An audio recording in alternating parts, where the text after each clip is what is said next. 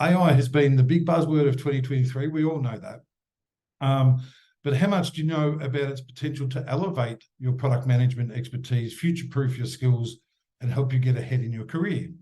Today, you'll get a chance to gain practical insights from industry leaders on navigating the intersection of product management, GenAI and Web3, along with strategies for staying ahead in the rapidly evolving digital landscape. You'll learn more about how GenAI and Web3 can enhance your efficiency in your role, what tools and skills you'll need to future-proof your career amidst transformative influences of these new technologies, which I think is brilliant, and how to shift your mindset and thrive in that new way of working that these present as well. I'm very pleased, before I introduce the panel, to also announce that as attendees of today's webinar, you'll also get access to an exclusive masterclass with one of our panelists, Emma Van Dijkum, on how to adopt an AI-first mindset as a product manager. That will be held on the 11th of January. And in the comments, there'll be a link to register as well. We'd also encourage you to check out the program that I mentioned, download the brochure to learn more. But as I mentioned, I will answer specific questions about the next intake commencing on the 29th of January 2024. It's frightening to say that already as well.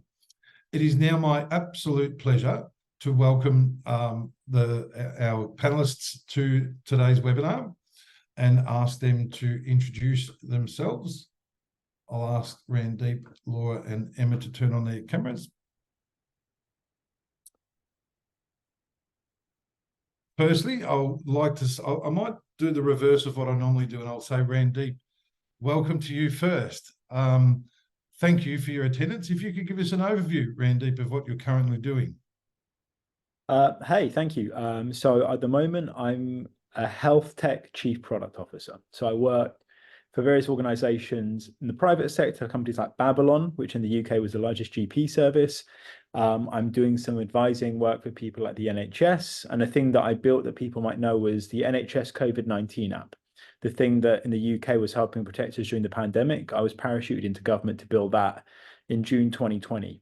And I'm also a guest lecturer on the course. So I do some content for this product accelerator course where you hear some of those stories and others. So yes, that's me. Fantastic. Thank you. And looking forward to hearing from you further about that, but also on the topic of the day.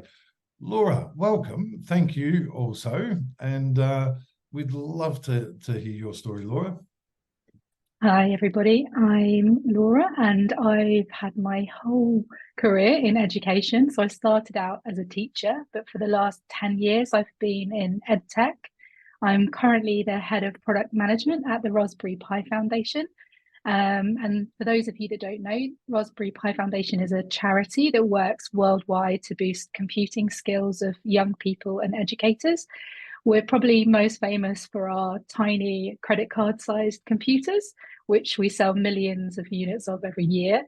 But we have some really exciting educational programs too. So for example, we're currently working with Google DeepMind on a global AI literacy program, which is called Experience AI. And that's aimed at 11 to 14-year-olds. And in my spare time, I'm also a sociologist who studies technology, and I'm about to start my PhD soon. Thank you for having me. Wow. And all of that as a mum as well. Yeah, I'm quite tired. No doubt. And no one would blame you either. We appreciate your time. It's very, very valuable. Emma, thank you. And speaking of mothers, thank you for joining. And congratulations once again on your recent arrival. No worries. My recent new role as mum of two, with a baby in the other room who's only 8 weeks old. So really excited to be joining you all, and hope I can share some insight.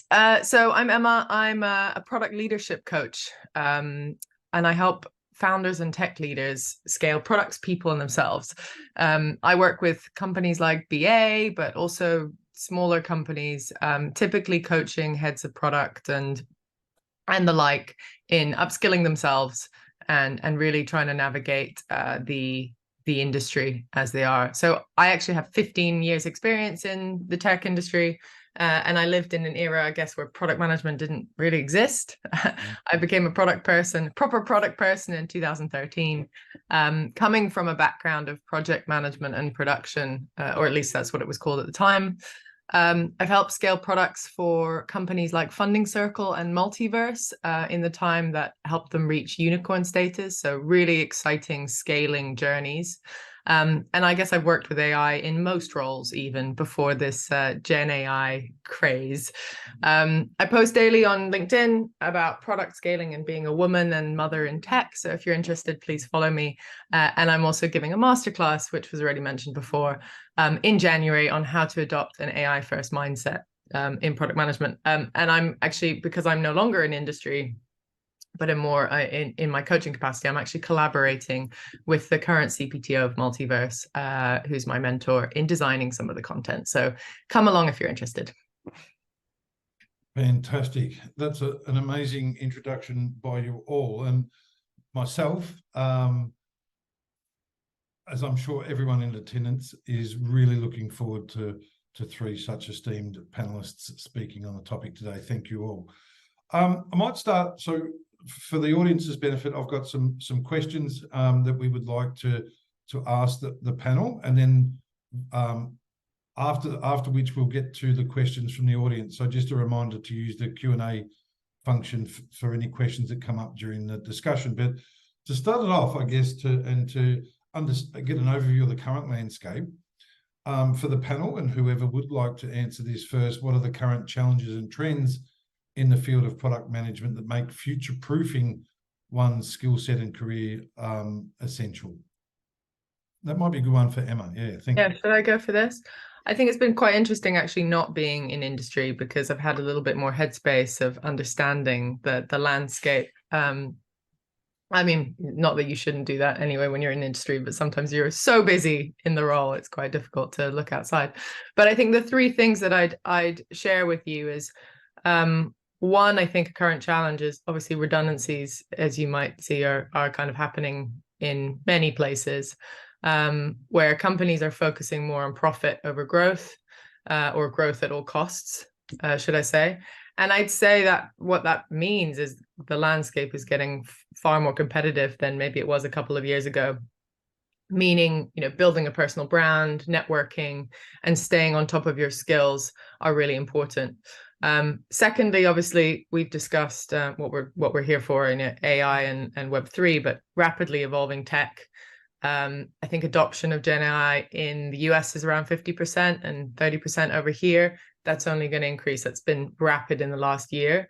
And, if you think of VR, it's much less rapid over the last years, but launch of Meta and Ray-Ban kind of collaboration, you might see a steeper adoption of VR in the future. But I think what it means for PMs is it's really important to understand what capabilities these technologies give us so that we can use them to solve problems in a different way. And I think thirdly, I don't know if you've been keeping up with the news, but it's kind of interesting reading up on things like Brian Chesky of Airbnb making quite controversial changes around splitting the role of PM into product marketing and program manager. Now, I don't think everyone's going to go and do that, I hope. But I think it's an interesting and quite bold and public change of direction for that company that's adopting a much more Apple mindset. And so we just need to be aware of what that means for our roles, and maybe thinking about where our strengths really lie as product managers. Fantastic, completely agree. And it was interesting that shift there, and it will be interesting to follow as we go along. I guess my next question relates to the topic at hand as well, but how can the latest tech like GenAI and Web3 enhance product management efficiency? I might ask Laura that question specifically. Hello. Yeah, it's a good question. And I think when I was thinking about my answer to this, I was really reflecting on how I've been using it. And for me, I've been using ChatGPT really as a collaborator. So I've been doing things like getting it to generate a first draft of something that I then interact with and edit. I've also been using it to kind of synthesize and summarize qualitative data. So it's sort of been taking some of the hard work out of my hands, as it were. But I do use it with caution. So I think if you're an expert on a topic and you ask an LLM like ChatGPT to generate something for you, you can see where it falls down. Whereas if you aren't an expert and you get it to generate something, you think, oh, that looks all right. So I think it's about critically engaging with these tools and never just copying and pasting whatever they supply, like critically engaging with the output. And as I said, using it as a collaborator rather than as something you're just sort of outsourcing chunks of your work to. Yeah, I completely agree. And even in my role, I use it for a similar purpose. And I guess in the role of a PM, it's also having an understanding how it may assist stakeholders become efficient and possibly more effective in their roles in development or whatever it may be, as a part of that as well.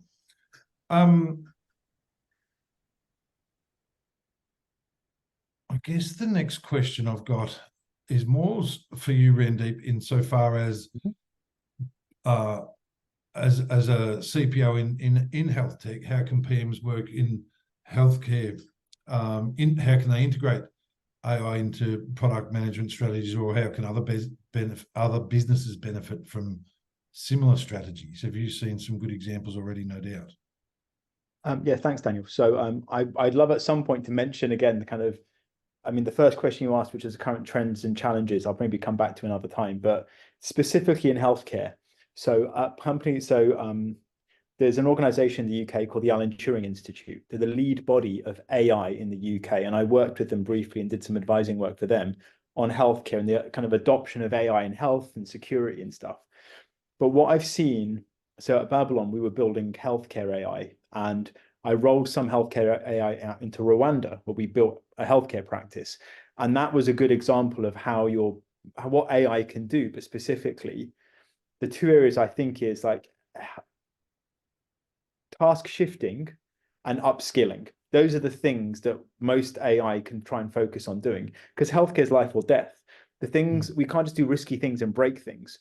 And it's not bad just to focus on things like task shifting, taking admin away from the rarest and most expensive or the highest skilled doctor in the room so that someone else can take that burden, or upskilling. Someone who's a nurse might be able to do a doctor-like consultation, because ultimately the patients, if they're sick or in danger, they need to get help quickly.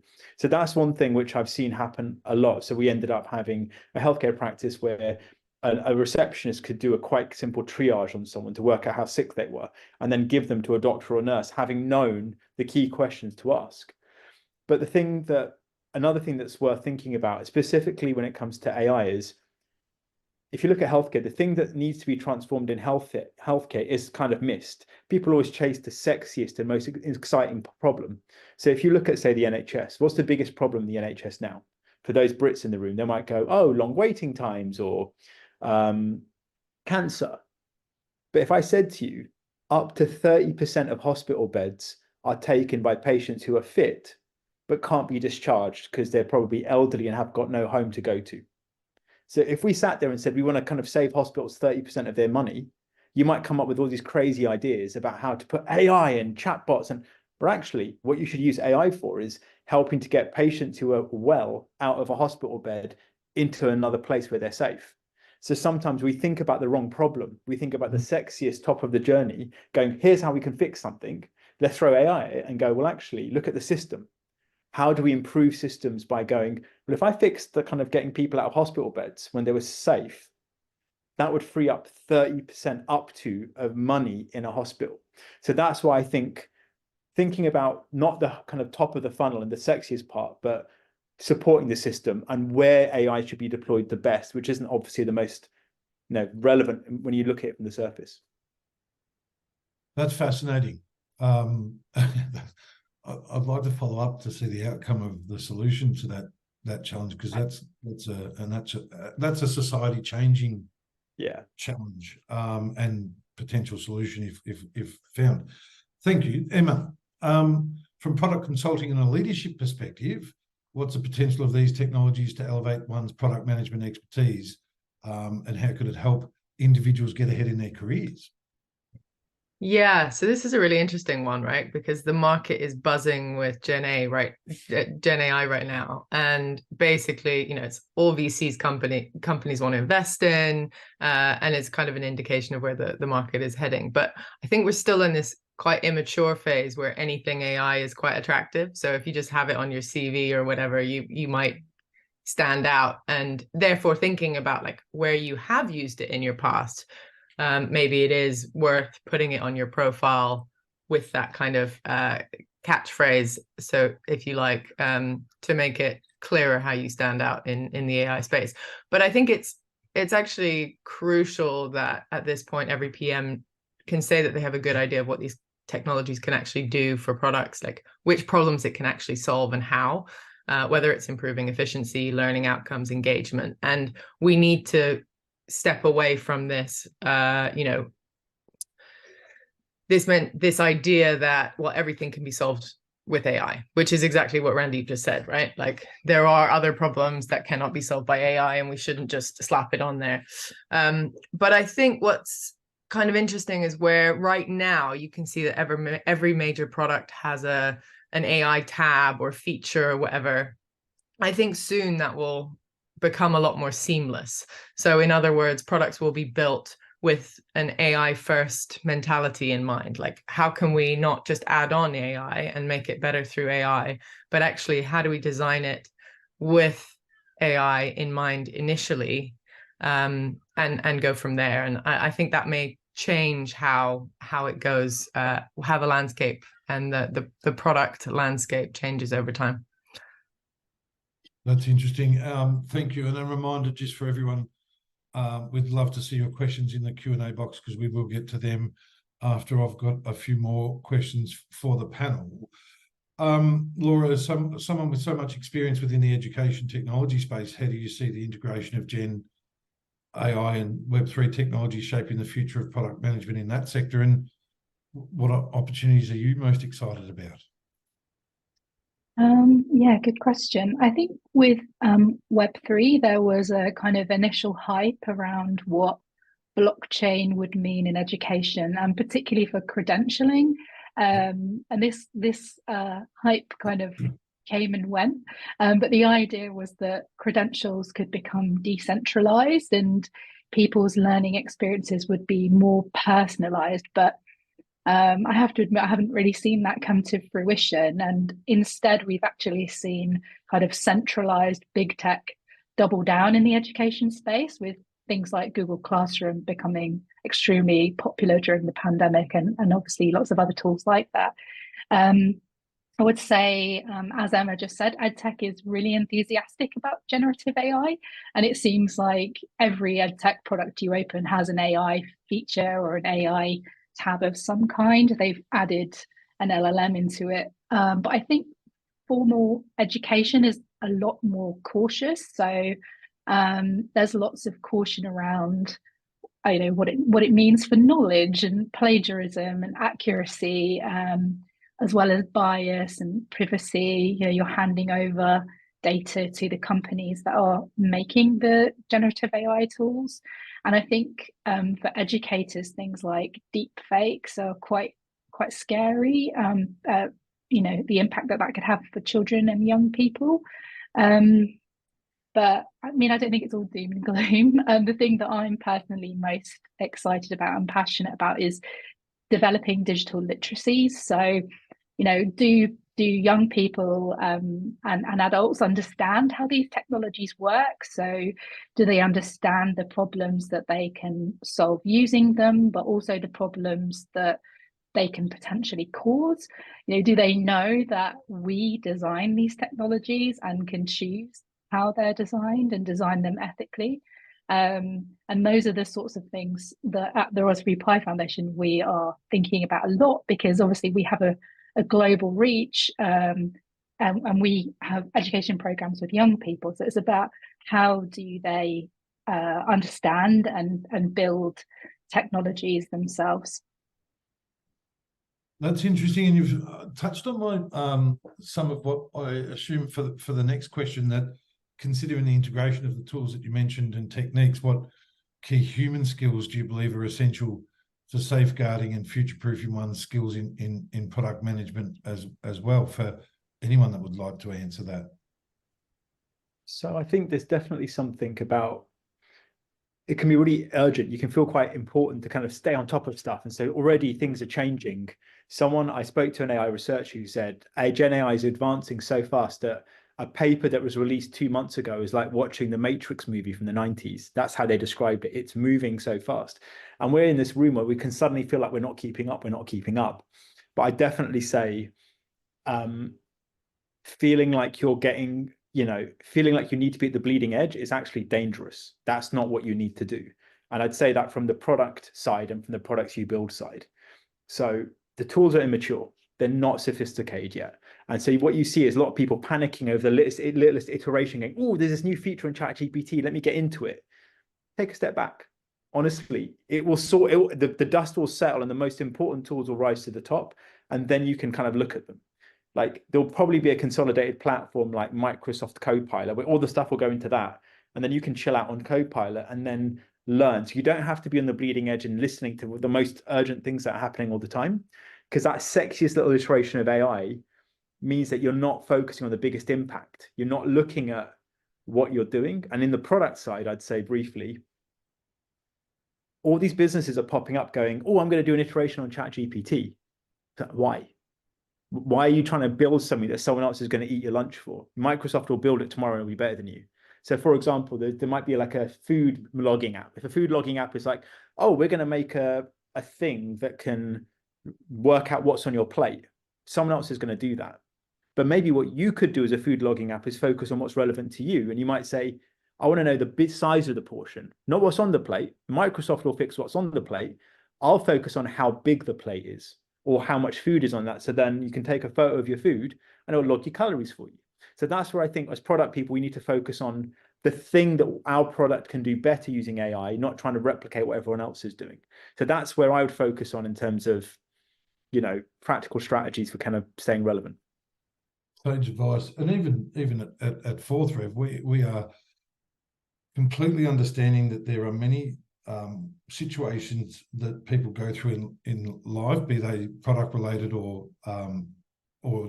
education wise, where empathy is required, deep empathy is required. Many people in the audience would be considering not only to invest in study potentially, but that couples with a potential career change, which is a really important life decision. And our personalization or our personalized approach and empathetic approach to that decision-making process won't change, given the tools we outreach with certainly will, but the actual conversation with someone won't change that much given the empathy required.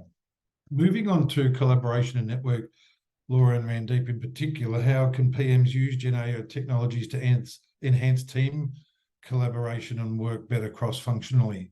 Are there any specific tactics or tools you found particularly successful? I have to say I've been trying all of the tools as they pop up. When I opened FigJam the other day, it says, how about you use our new AI tool to populate this canvas instead of making it yourself? And so far, I have to say I'm a little bit underwhelmed. It never quite makes the thing that I actually need it to make. And the same goes for not just bashing FigJam here, which I think is wonderful, but the same goes for other things that I've tried out. So the tools that have been designed to make my life as a product manager easier. So far, I'm a little skeptical. But I think where it is having a good impact is potentially in taking work away. Like I said earlier, in terms of like synthesizing qualitative insights, I've found it's pretty good at that. And therefore, that means that you have more time with your team, with your collaborators to do actually creative things together, you know, to focus on the design process. And so you can get the generative AI technologies to kind of do some of the more boring stuff, freeing you up to do the more creative stuff. That's most interesting. And I just echo, oh, sorry. No, go. I would just echo exactly what Laura said. Back to kind of my point of AI is task shifting and upskilling. I can task shift the notation and documenting all of the, like if I've got 50 customer interviews, they can just be notated, and then I can get ChatGPT to summarize it for me. So like, that's great. Maybe it's not perfect, but it's good enough to get some trends. Yes. And upskilling, there's a data analysis tool within, you know, ChatGPT, which is fairly sophisticated. So I can humanly talk to a computer and get it to analyze data and come out with trends. And that's useful because then anyone is able to analyze in large data sets. So I think your ability to have fingers in lots of pies and see what's happening, like all of the customer feedback can be analyzed. But the thing I would mention, back to the first question about the current trends in AI and product, I want to mention one thing which is important for kind of product people to think about in the future. Computer programmers exist, and what do? Computer programmers learn a language, basic SQL, Java, Python, to communicate with the computer. That's what they exist for. ChatGPT rocks up. It learns from GitHub, which is a repository of every single piece of code essentially written, and can now interface with the computer better. So programmers are becoming less and less, they're still needed and useful because you need to debug the code, but going from 8 programmers in a team to maybe 4 or maybe 3 or even 2 in the future. So my concern is ChatGPT has learned how to code, basically. The next step up the value chain is product managers. We're writing the instructions that the programmers then code. So what's important to think about is some of that, as Laura said, some of that kind of the more mundane administration part of our jobs is eventually going to get replaced by something like ChatGPT. So it's worth noting about how product managers need to keep moving up the value chain to say, your job is not just going to be synthesizing information and reading reports. That will some point get more automated, and some user stories will get automated. So it's about understanding how to move up the value chain to make sure you still have that creativity that humans are still good at, and forget that, you know, eventually, because that's what PMs do. PMs write instructions for programmers to write code. So let's just keep that in mind when we think about the future of Gen AI and the tools that we're building, because eventually we'll make ourselves redundant too.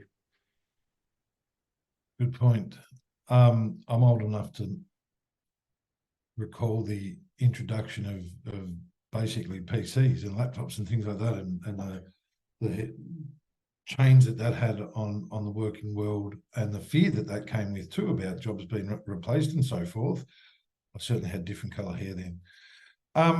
Emma, you've already advocated the importance of building a professional network, ensuring product managers' career longevity. How can aspiring PMs possibly use AI to research those they should be connecting with, or other ways to enhance their professional networking opportunities? Yeah, I think this is an interesting question, because I probably haven't used that much AI to do my networking. But I would say, like, in the last 6 months of building my business, a lot of it is coming through kind of networking that I've been doing. So I think it is really important to try and hone that skill, whether it's, you know, going on LinkedIn and leveraging the connections you already have there, or whether it's really trying to reach out to people that, you know, you follow, or you know, try and find interesting people to follow, and maybe, you know, you can use AI to do that. I've really seen it as less of a transactional thing. I think that's the thing. Lots of people go networking, ugh. I think the thing to remember is, if you don't see it as a transactional thing, if you don't see it as what am I getting from this interaction, and more as kind of relationship building, then it becomes a lot more fun. Yep. You know, you just end up having some really nice conversations with interesting people who, you know, may or may not be able to open some doors for you down the line, and that's important for everyone. And some of that's developing trust in a professional relationship like that, where people then obviously feel comfortable in doing exactly what you mentioned. I've only got 1 or 2 more questions, and I can see some excellent questions that we're going to get to. One final reminder, please pop them in the Q&A, not the chat function, because we'll be looking there to the audience questions. I guess in relation to my last question, I'm actually going to more say, I'm going to touch on something that I can see that is in the questions already. And that's on the ethical considerations of using AI in product management. And other sectors. I recall a story that I was given, this is quite a little while ago as well, and it was a university in, I think it was California, that were one of the very first and early adopters of AI-based marketing to hone in. They wanted to hone in on more successful candidates. And they didn't have the oversight of it or the ethical considerations and so forth. And on day one of the new semester, the lecturer looked out and saw for the first time in the history of that particular program, zero diversity. The machine learning had got to a point where it was only targeting two zip codes or postcodes that they considered successful students came from. What are the considerations or the ethical considerations that you consider when using AI in product management? And I'd like to give that to you without notice, Randeep, especially in healthcare, and Laura and Emma to follow as well, because I think it's an important one. Okay, so ethics is important. I do a lot of work on ethics and access for healthcare and just generally. What's interesting is healthcare is life and death, and there's implications of stuff like medical trials or doing an operation, or do I give you X drug or Y drug? And the benefit of that means within the system, there's a way that kind of you can understand risk. The NHS has a risk matrix that they use when they're looking at, I'm going to butcher it, something like how likely something is on the bottom and how dangerous it is on the top. So there's boxes get more and more red. So your question was ethics. And so my response is, whenever you're going to do something, the two things I'd look at is what's the impact it's going to have and how serious is that potential impact. So if this goes horribly wrong, if this goes completely sideways, what could it do and how do you mitigate that? So for example, you're recruiting students. What's the worst thing that could possibly happen?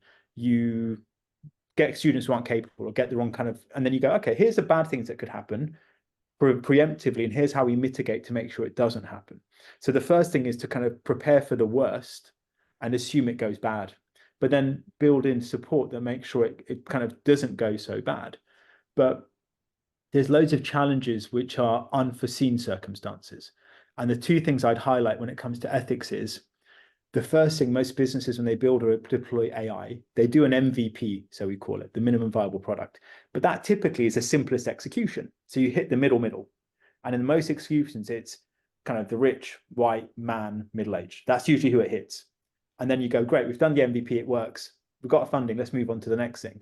And the MVP for the next thing obviously hits and middle. And then you just keep going. And you never go back and then go, well, actually, it was a proof of concept. Now we need to expand it to make sure it covers all the different groups and we haven't excluded any. So that's what I've seen often, that people don't think about risk. They build an MVP and then move on to the next thing. And that MVP is quite biased. And then they daisy chain different bits of AI.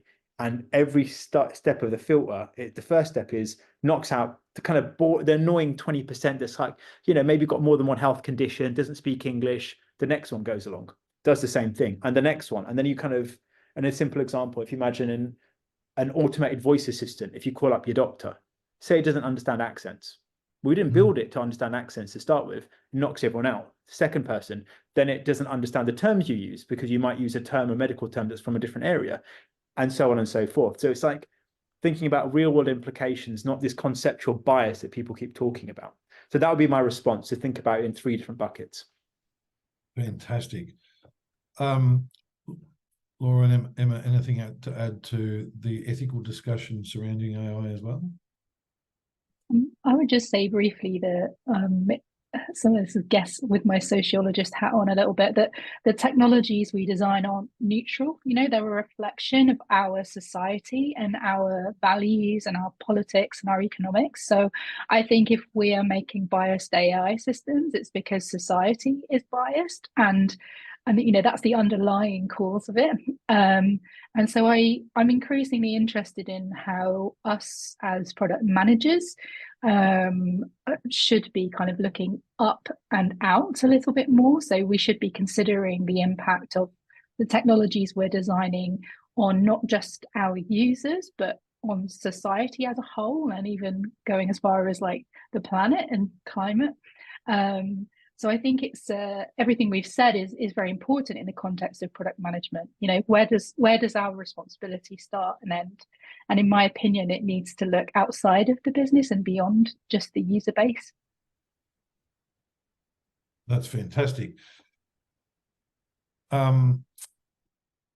It's going to be something we grapple with for quite some time, and possibly get assistance with in that regard too, because taking that view that you just said, Laura, will be most important. Just checking the questions coming through. One from Yana. Thank you, Yana. In a landscape increasingly shaped by AI, how can product managers without technical background effectively leverage artificial intelligence as a valuable tool within their projects? What strategies or resources would empower them to navigate and integrate AI seamlessly into their roles? I'll touch on the first one again first. So how can product managers without technical background effectively leverage AI as a valuable tool within their projects? Who would like to answer that one?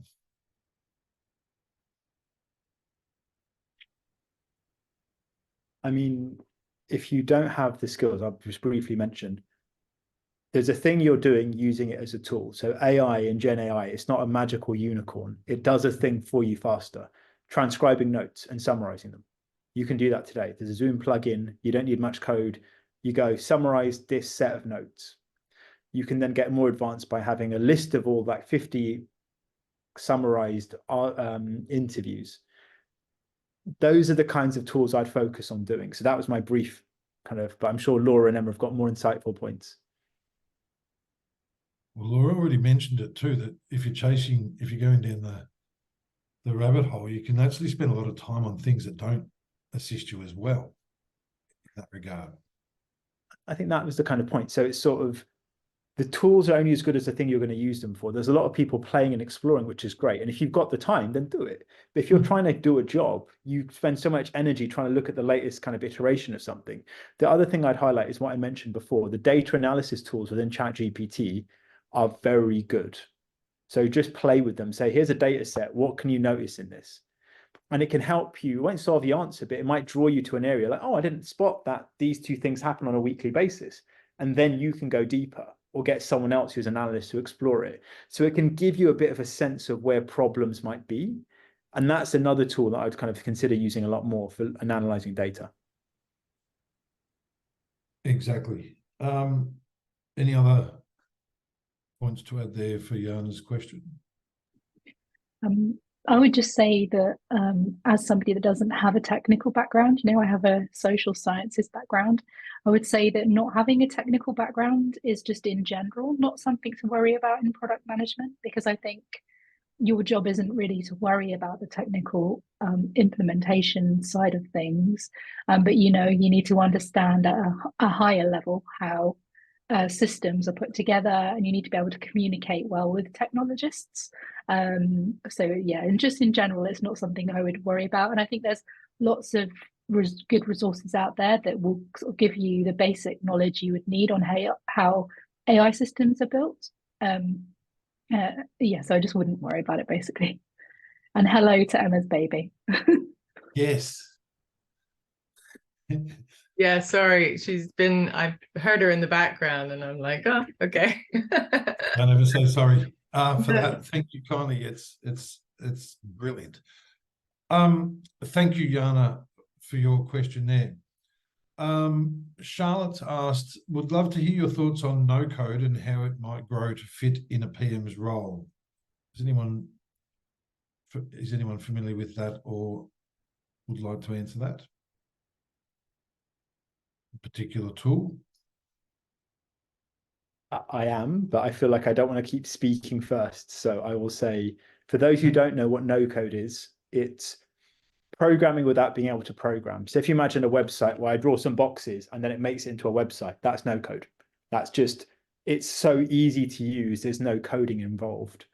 And that's kind of what we're getting now with ChatGPT. As I mentioned before, no code means that I could ask a computer to build a website. That programmer layer has disappeared because I can write in human language and I can communicate to a computer without using Python or Java or SQL in the middle.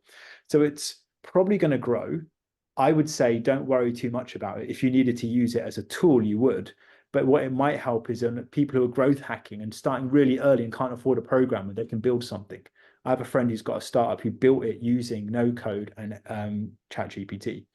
But what it also means is, say I was trying to show a senior manager my idea and I don't have resources for designers or engineers, I could make a quick, dirty prototype going, here's what I'm trying to describe to you. If you click this button, it does this, it does this. Use generative AI to put some images in. So I would probably focus on using it for kind of MVP mockups, helping to build something that's quite simple to help describe your ideas in more than just words. That's probably how I'd use it.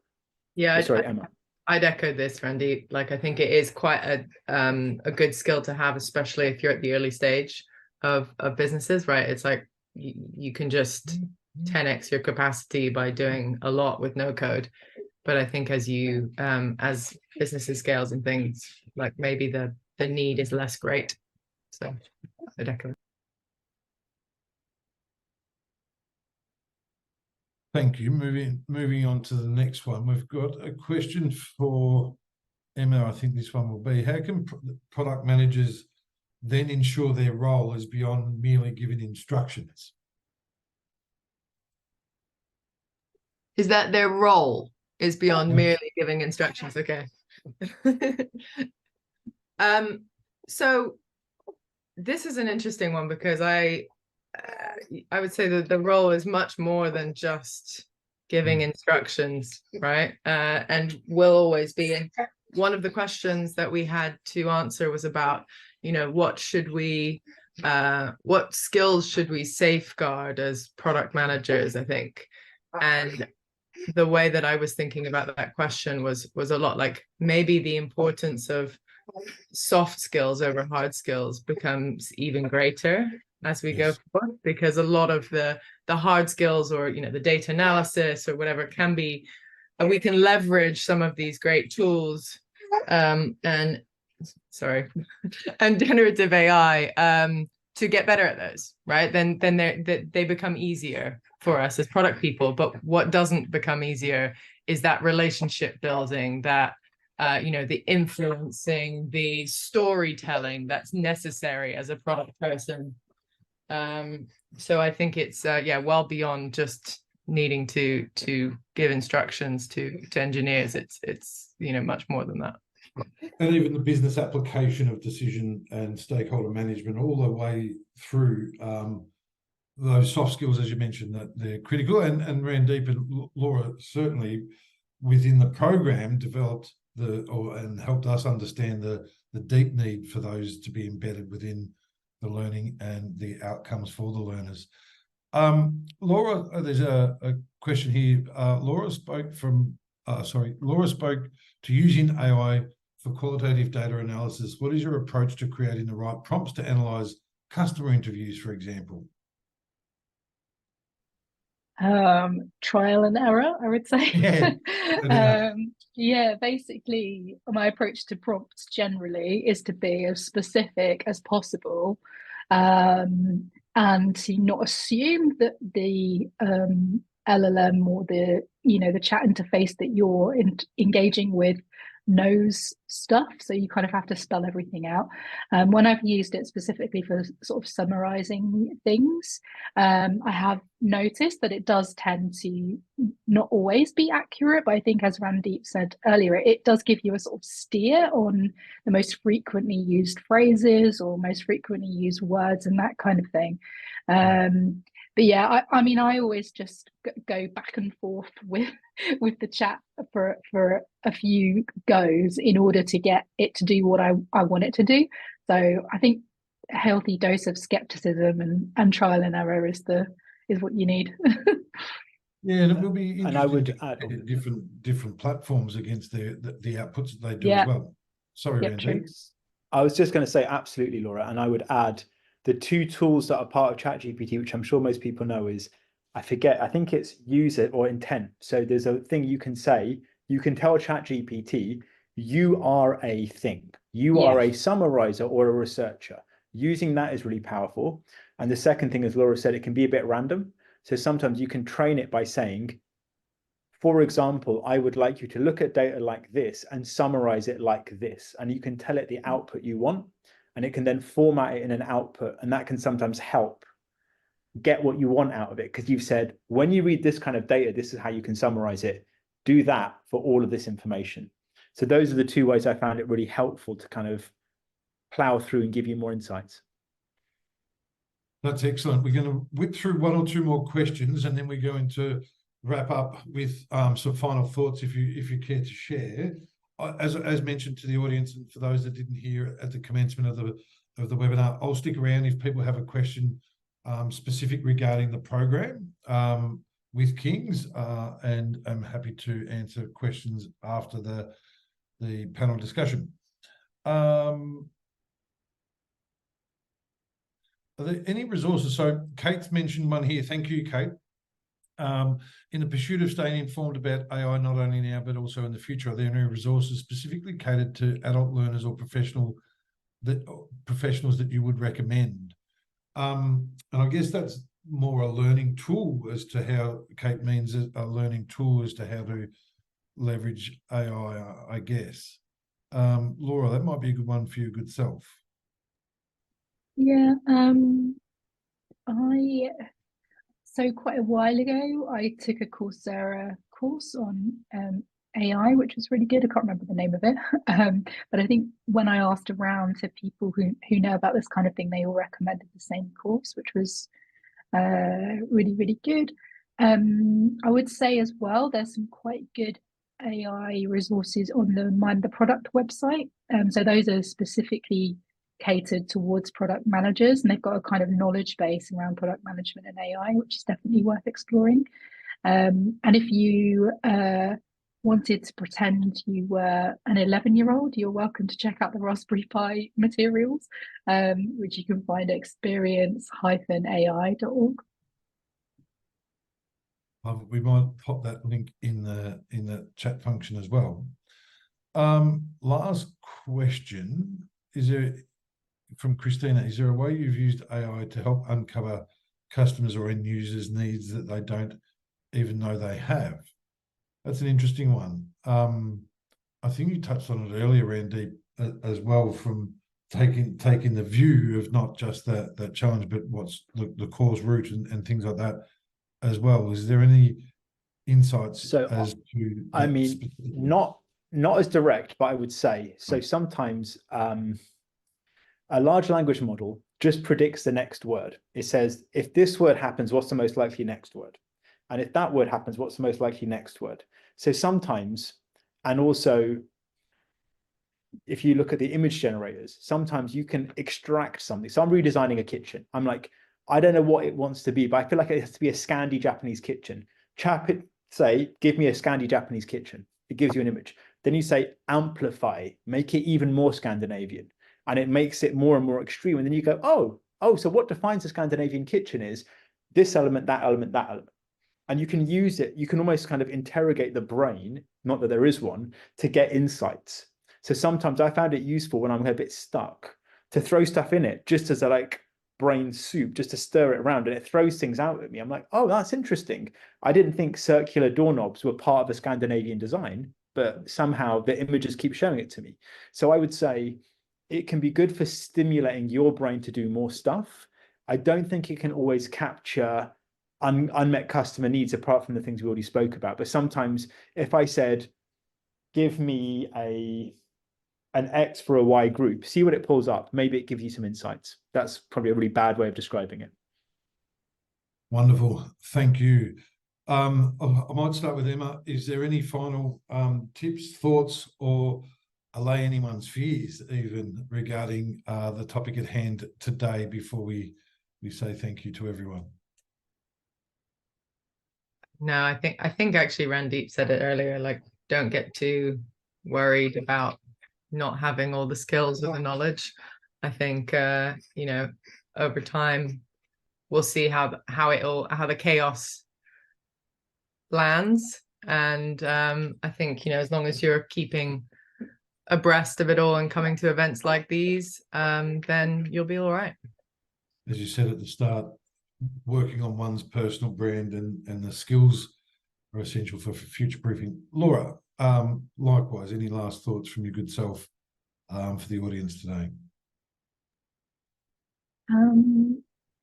Possibly just a little bit of a plug for the product manager career accelerator course, because I do think that a lot of the topics that we've covered today are present in that course. So I think the academics from King's were very keen that we included kind of wider societal issues around technology and ethics.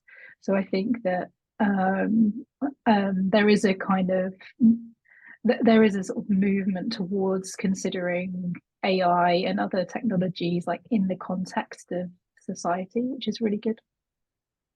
Thank you, and you're right. I'll happily dive deeper for those that would like to stay around and or may have some course specific questions. I'll go over the course units, the learning outcomes, assessment methods, all those sorts of things. But that's a really, really good point. Randeep, thank you. Anything you'd like to end on today? I think I was just going to say, this is all still work in progress. So things like ethics, things like ideas, is still in movement. So sometimes it can get really theoretical, these conversations. And I just encourage people to think about it practically. It's a tool, it does what you can. And so when you see a bias, you're like, oh, this is weird. If I use this tool in this way, this thing could happen. Make sure you tell someone, make sure you document it, because really it's at the coal face when we see where the biases happen, where it messes up. And it's so new that I think, as Emma said a lot, we're at the coal, you know, we don't know what it's going to be like, but we can shape it. That's why it's exciting being part of this product shapes a lot of what we're doing. So I just encourage us not to panic about it and just use it and think about it practically. What is it doing? How can I use it? What are the problems with it? And how can we make those problems better?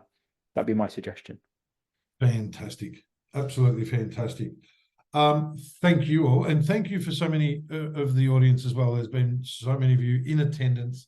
Obviously, it's a topic that is ripe for discussion. And I hope today that through the questions posed, your questions that the panel have answered, that you've gained some valuable insights into how to leverage, position, and create opportunities for yourself as product managers currently, or if you're considering the transition, how you may be able to profile that along with the value provided throughout the program with King's potentially as well. 70% of our learners are actually career changers looking to enter into the product world, which is fantastic.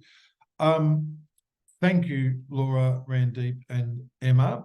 Thank you ever so kindly for so much of your time. I will stick around for everyone else, but your time is valued. Your valuable insights will certainly assist those in attendance get a much deeper understanding of the world in which we live in, so to speak. But also how that can be used for one's career acceleration as well. I much appreciate your time, and thank you kindly.